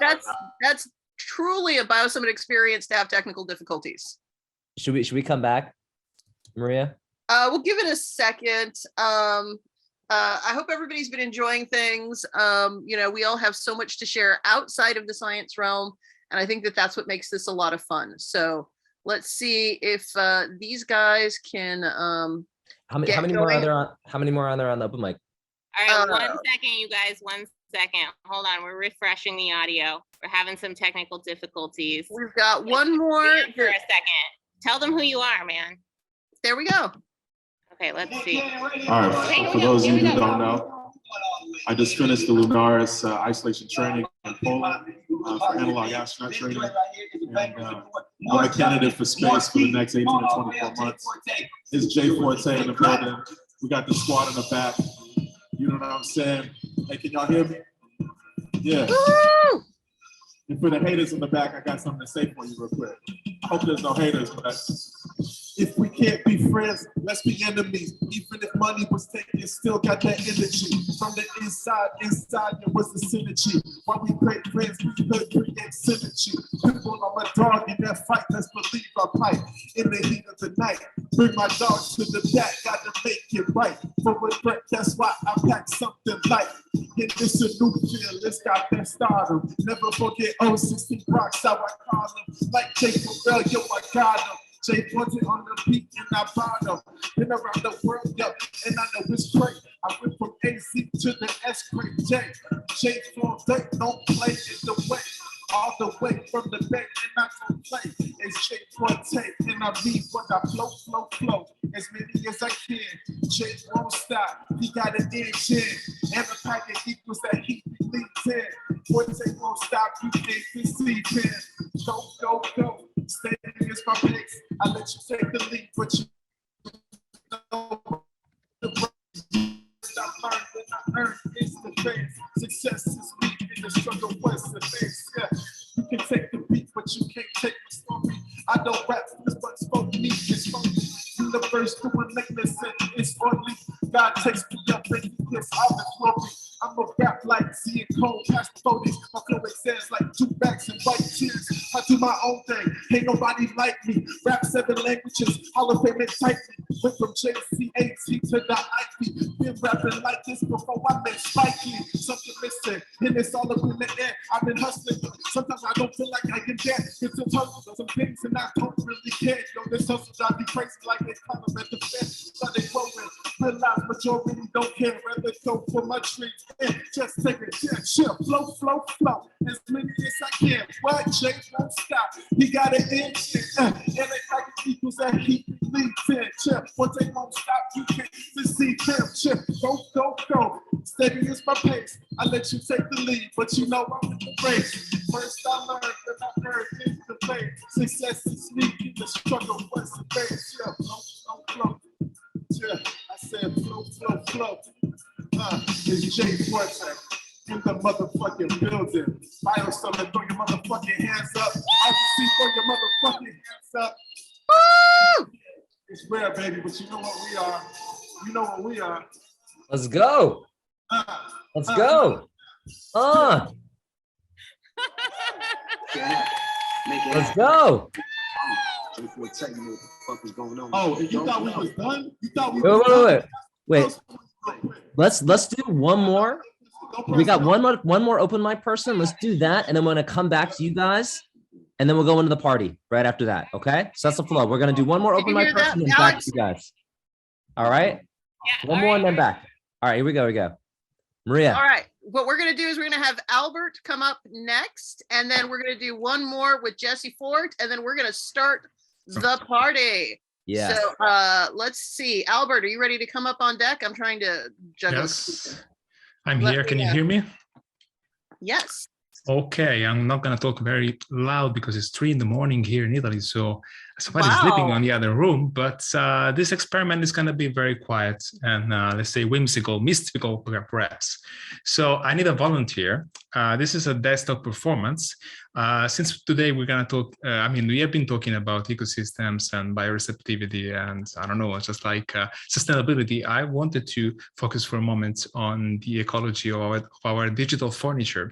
So this experiment is about sharing my screen. Can I do that? Yes. Sharing my screen and then let you guys, let's say, explore it.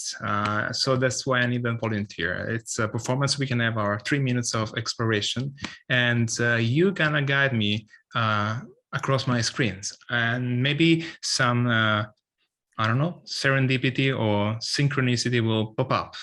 Who's willing to play? Come on, guys. We're looking for one volunteer. Who wants to come up? Going. You don't want Maria to volunteer you. Going. Jeremy has volunteered. All right. Let me see if I can see Jeremy. Can we pin him as well? Yeah, I don't know. Let's see. I'm a web archivist. There's literally no link you can throw at me that will phase me. Okay. No, this is just once again some sort of a Jung-like experiment. So just like if you dig into my screen and you happen to find something that is stimulating to you, usually the magic happens when we establish a connection. So what would you like me to open or search for you, or I don't know? Just like the Grande Madre is looking pretty enticing right now. Okay. Well, this is the system. So we don't have a lot here. I just substitute the icon with the all-in-one. So maybe this is the less interesting stuff that you can find here. But maybe you want to have. How about we bail on the Madre? Not sacrilege or anything, just boring. We go with the teorizzazioni. There you go. Teorizzazioni. Okay, so those are little theorization. It's full of things. I subdivided. Yes, we've gone very small. Yeah. You've picked a diminutive to counterbalance the feng shui of the Grande Madre. Yeah. So what would you like to sneak in? Just tell me, and then we're gonna dig in until we find something that we can open, and then maybe the magic is there. What you wanna dig into? So we have, okay, this is Italian, but we have some galaxies. So cinematic and televisual galaxy, and then we have a fluxus galaxy, or iconographic, or mystical, or liturgical, or maybe we have ubicomp, or maybe we have Paleolithic turn, or maybe we have swastika research. What you wanna search for? it's full of research, huh? Yeah. Just pictures of very, very confused Indian men who don't understand why people are looking at them that way. Yeah. Let's go, Jeremy. Pick one. Stimoli stravaganti. Stimoli stravaganti. Okay. Let's go deeper. What you wanna see? Let's try to reach a destination, and then we Yeah, can stop. I want to go to the swimmer. Let's go to the swimmer. Let's get the swimmer. a deep dive. Okay. So it's a short story by John Cheever, and then you have some of my notes about that. Maybe we can opt this, and we can opt for a line, and then we reach our destination. So you tell me when to stop. No. Okay. Unseasonable melancholy. Now that is an intriguing pair of words there. Unseasonable melancholy. And then what we can do now, since unseasonable is a strange word, we can search for other places. So in all my computer, unseasonable melancholy is just there. But what about unseasonable? And now we have merely unseasoned melancholy. Yeah. Just poorly seasoned melancholy. Yeah. So for example, now we are narrowing down everything that is connected to unseasonable. Why don't you search for example, The Sacred Mushroom and the Cross? This is a wonderful book that could resonate with a lot of things that I heard today. Oh, of course, I agree. You know this book? Or maybe we can go from the Illuminatis trilogy. For But some the Rupture reason, of Time is intriguing because I just got a book in the mail today about the history of time as a concept. So let's go with the Rupture of Time. Okay, where is that? Let me up a little bit. Oh yes, okay, yeah. This is a wonderful book, and it contains that word, of course. And once again, yeah. So we were talking about synchronicity and Jung, critique, and here it is. So now, yeah. does he say? Does Roderick say the word cyculum anywhere in this work? Cyculum. SAECULUM, like Latin, like in saeculum saeculoris. Okay, saeculum, like this? Yes, originally the longest span of time that anyone could remember. The oldest person in the village, the furthest back they could remember, and over time that was historicized and formalized into a century. All right. And that is where we get the word century. All right. Well, thanks for that. So maybe we reached that whimsical point that I was searching for. Are you happy with that? I think I am. Yeah. What about the audience? I mean, did it work? I think that we have had yet another one of those experiences. We could throw in a bonus. Here's a bonus question. If you had to guess in historic myth, how many cycula, so memories of, I guess you could think of them as perfectly aligned generations where the old person is passing as the new person is coming into the world at an exact moment. How many do you think it was said that the Egyptians were granted and that the Romans were granted? Before their empires would be doomed, of course, by the prophecy. No, Egypt I don't know is, for sure. spoiler alert, it's got the biggest number. Oh, you mean okay? So it's just like they're counting in thousands or in They're counting in lifespans, right? You find the person who can remember the furthest back, and that is a span of time, right? So that person's consciousness is the span of time. So what's the answer? 30. How many do you think that the United States since 1776 has had? If you do the math, you find some very long-lived people. Tell us. 2. That was my guess. I put 2. That's literally what I guessed. To 1993, from 1776 to 1993, a very old farmer and a very old slave. On that note, can we shout out and thank Albert and Jeremy? Yes. Thanks a lot. It was marvelous. Fascinating. That is the most BioSummity random thing that just fits so perfectly. Yeah. Thanks for that. By the way, if you want to dig into this kind of exploration, I'm going to drop some links now on the chat about a project that is totally dedicated to desktop ecosystems. It's called Dystopia. So utopias and dystopias on our digital furniture. And thanks for the space. Thank you so much Thank for you, Albert. sharing. LA, you guys ready to do another track? Did we lose LA?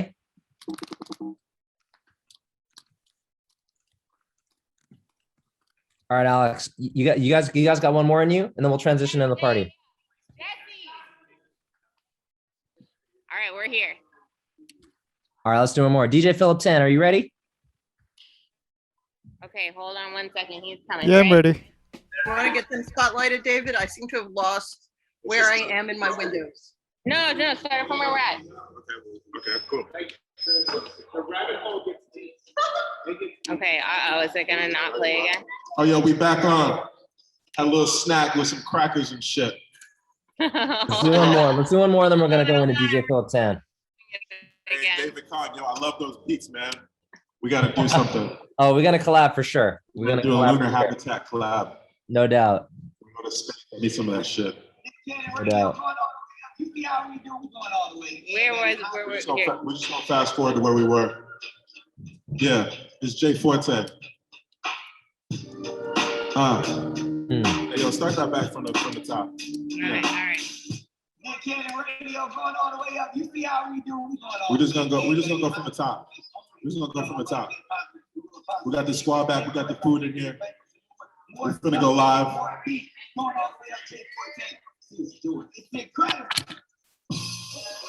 I got my boy Elliot Roth in the building right here. We got hackers and scientists in this motherfucker. You know what I'm saying? What's up, Maria? If we can't be friends, let's be enemies. Even if money was taken, still got that energy. From the inside to inside was a synergy. While we break hoods, we kings create synergy. Pitbull, I'm a dog in that fight. Let's believe our pipe. In the heat of the night, bring it back when my dogs gotta make it right. For a threat, that's why I pack something light. And this a new feel, it's got that stardom. Never forget 016 Bronx, how I call them. Like Jay Farrell, yo, I got them. Been around the world and I know it's great. It's Jay Forte, and you know I don't play. I got off the seat and we all up in the bay. From San Pedro Hillsboro all the way there. To San Francisco, Jay Forte, don't play. If we gon' throw it up like this, go flow, as many as I can. Jay won't stop, he got an inch in, and the package equals that he believes in. Forte won't stop, you can't deceive him. Flow, steady is my pace. I let you take the lead, but you know I win the race. First I learned, then I earned is the faith. Success is me, and the struggle was the days, yeah.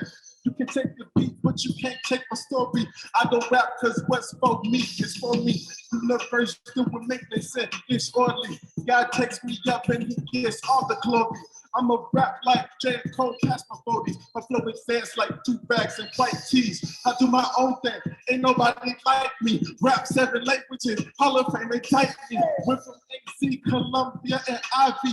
Been rapping like this before I met Spikey. Something listen. And it's all up in the air. I've been hustling, but sometimes I don't feel like I am there. Been to trouble for some things, and I really don't care. Yo, this hustle drive me crazy like a clown up at the fifth. Started flowing, realized majority don't care. Rather go for my drink and just take the chance. Chill, flow.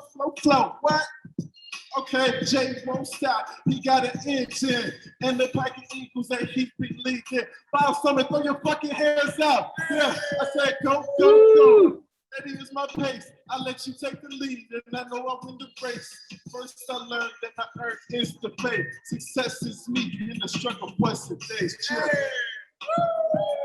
Hey, I appreciate y'all tonight. Let's go. Let's go. Make some noise for the Maria Chavez hosting the open mic. I appreciate y'all. Make some noise for LA. Make some noise for everybody that presented. I'm gonna hit you with one more real quick. It is time for the And make some noise for DJ Philip Tan.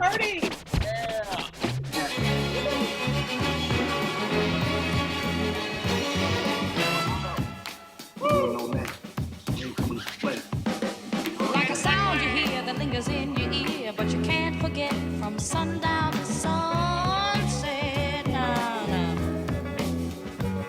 It's all in the air, you hear it everywhere. No matter what you do, it's gonna grab a hold on you. California soul. California soul. The sun comes up every morning now, and if you listen, oh, so carefully,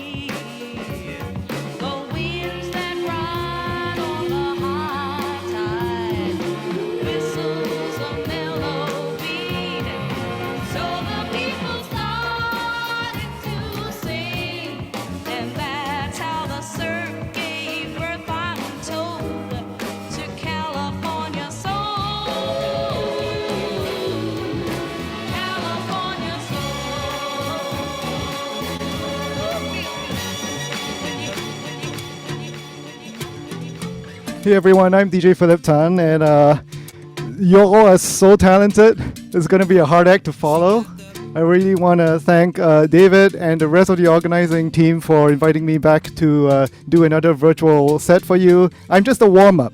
You know, David's going to be hopping on later, and then we'll be ending the night with DJ Norosaurus. So make sure that you stick around for all of that. Get a drink, you know, put your feet up, or start dancing. That's all good, all right? Let's go. Let's go, DJ Philip Tan. She got the brown eyes, caramel thighs, long hair, no wedding ring. Hey, I saw you looking from across the way, and now I really wanna know your name. She got the white dress, but when she's wearing less, man, you know that she drives me crazy. The brown eyes, beautiful smile, you know I love watching you do your thing. I love her hips, curves, lips say the words. Te amo, mommy, I kiss her. This love is like a dream. So join me in this bed that I'm in. Push up on me and sweat, darling. So I'm gonna put my time in. I won't stop until the angels sing. Jump in that water, be free. Come south of the border with me. Jump in that water, be free. Come south of the border with me. He got that green eyes, giving me signs that he really wants to know my name. Hey, I saw you looking from across the way, and suddenly I'm glad I came. Ay, ven para acá, quiero bailar, toma mi mano. Quiero sentir tu cuerpo en mí, estás temblando. Green eyes, taking your time, and I will know we'll never be the same. I love his lips, cause he says the words. Te amo, mami, te amo, mami. Don't wake up, this love is like a dream. So join me in this bed that I'm in. Push up on me and sweat, darling. So I'm gonna put my time in. I won't stop until the angels sing. Jump in that water, be free. Come south of the border with me. Jump in that water, be free. Come south of the border with me. Flawless diamonds in a green field near Buenos Aires until the sun's rising. We won't stop until the angels sing. Jump in that water, be free. Come south of the border with me. Jump in that water, be free. Come south of the border with me. Y yo quiero bailar, tú quieres sudar y pegarte a mí, el cuerpo rozar. Y yo te digo si tú me puedes provocar, eso no quiere decir que pa' la cama voy. Quiero bailar, tú quieres sudar y pegarte a mí, el cuerpo rozar. Y yo te digo si tú me puedes provocar, eso no quiere decir que pa' la cama voy. Lo que yo quiero es besarte, papi, te lo juro que me acercas y late mi corazón. Si lo que quieres es pegarte, yo no tengo problema en acercarme y bailarte este reggaetón. Que los dos tengamos que sudar, que bailemos al ritmo del trap, que me haga fuerte suspirar. Pero pa' la cama digo mira na na na, porque yo soy la que mando, soy la que decide cuando vamos al mambo. Y tú lo sabes, el ritmo me está llevando. Mientras más te pegas más te voy azotando, y eso está bien. A mí no me importa lo que muchos digan, si muevo mi cintura de abajo para arriba, si soy de varios o tal vez soy una chica fina. Si en la discoteca te me pegas, si te animas, sabes que los dos tengamos que sudar, que bailemos al ritmo del trap, que me haga fuerte suspirar. Pero pa' la cama digo mira na na na. Y yo quiero bailar, tú quieres sudar y pegarte a mí, el cuerpo rozar. Y yo te digo si tú me puedes provocar, eso no quiere decir que pa' la cama voy. Quiero bailar, tú quieres sudar y pegarte a mí, el cuerpo rozar. Y yo te digo si tú me puedes provocar, eso no quiere decir. Manténlo prendido y no lo dejes apagar. Manténlo prendido y no lo dejes, no lo dejes, no lo dejes.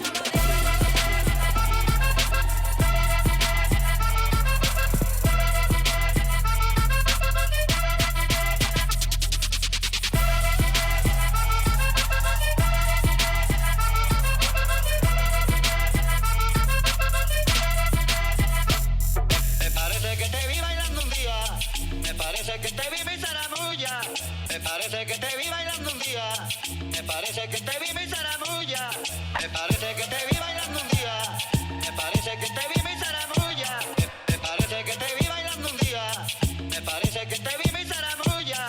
Baila todo el mundo, baila todo el mundo.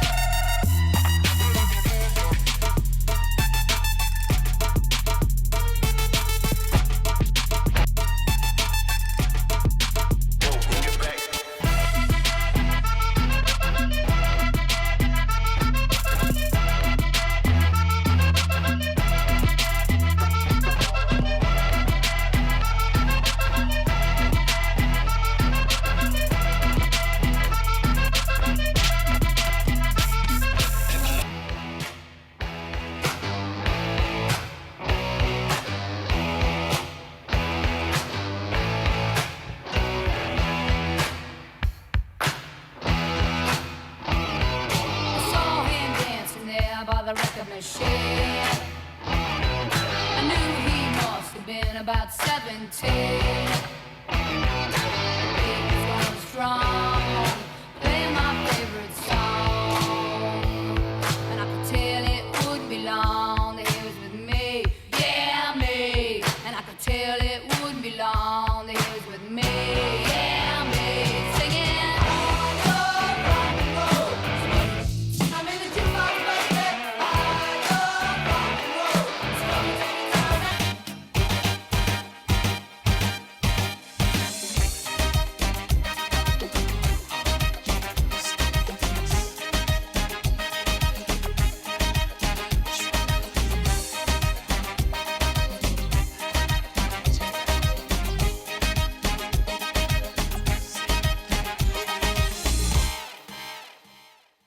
Todo aquel que piensa que la vida es desigual tiene que saber que no es así, que la vida es una hermosura, hay que vivirla. Todo aquel que piensa que está solo y que está mal tiene que saber que no es así, que la vida no hay nadie solo, siempre hay alguien.